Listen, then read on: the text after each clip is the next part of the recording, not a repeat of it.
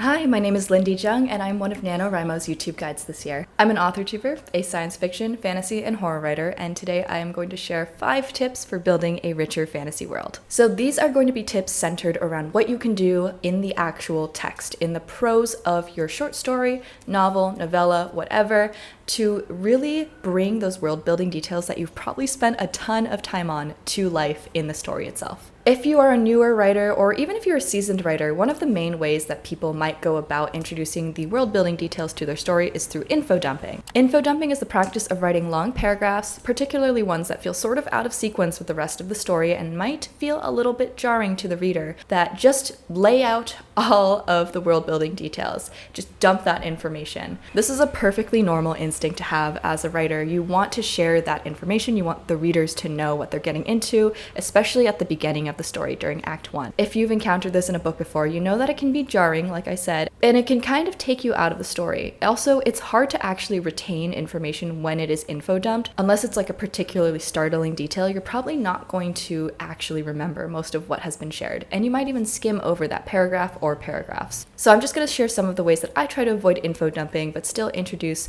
relevant world building details into my writing and also make the world feel richer and more lived in and more real and developed. I will say right off the bat, and I always say this, prescriptivist writing advice is for the birds. These tips might not all apply to you, they might not apply to you at all, and that is totally okay. And if you choose not to follow them, at the end of the day, your story is your story, you know what's best for it, and you should trust your instincts. So tip number 1 is to utilize sensory details. This is just like general writing advice. I feel like you want to use as many senses as possible. It creates a more grounded experience, but particularly when you're describing settings or events, anything that your point of view character is physically experiencing, you want to really get those sensory details locked down. This will create a sense of the reader actually being there, this will ground your world, and you can inject different world building details into those sensory details. For example, if cinnamon is a culturally significant spice, then you can describe the scent of cinnamon wafting through the stalls, and then maybe write a line or two explaining why cinnamon is so prevalent. It's nice to introduce world building elements in that more bite-sized way, and I just personally feel like rooting it in a sensory experience just makes it stick to the reader's mind a bit more. Number 2 is pick and choose what world-building details stand out to the narrator to strengthen POV and voice. This is another way to kind of show what's going on without describing everything, and also it can show a little bit about the character who is experiencing whatever. For some reason, my example for this video is just going to be a street market, maybe because I've been to a street market recently. One POV character might focus on the sweets and the pastries and the bakery items. Another one might focus on different clothing items or jewelry,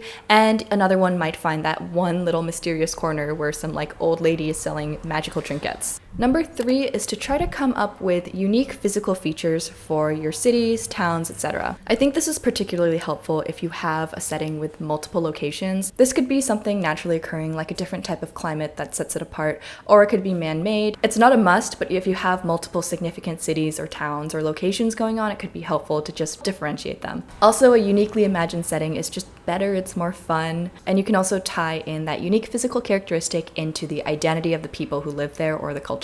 Number 4, if you have trouble picturing things in your mind's eye like I do, Pinterest, YouTube, Google, and even TikTok are your best friends. One of the things that I love to do is watch travel content for visual inspiration. I also am fortunate enough to be able to travel frequently, so I've seen a lot of amazing places, and I definitely have borrowed at least a few elements from those various locations and used them in my fantasy settings. Personally, I just find that having a clear visual in front of me is just really helpful for writing those rich and detailed fantasy settings, and having a real life reference, like having an actual real life city or place that you're basing your location off of, that's even better because you can look into the history and the culture and sort of pick and choose what elements you want to include. Number 5 is actually a principle that I learned as an educator, and it is keep it simple, silly. This is perennial world building advice, perennial fantasy and science fiction writing advice. If you like world building, you're probably going to come up with a lot of details, a lot of information. I almost always have some sort of world building Bible, and it is usually like many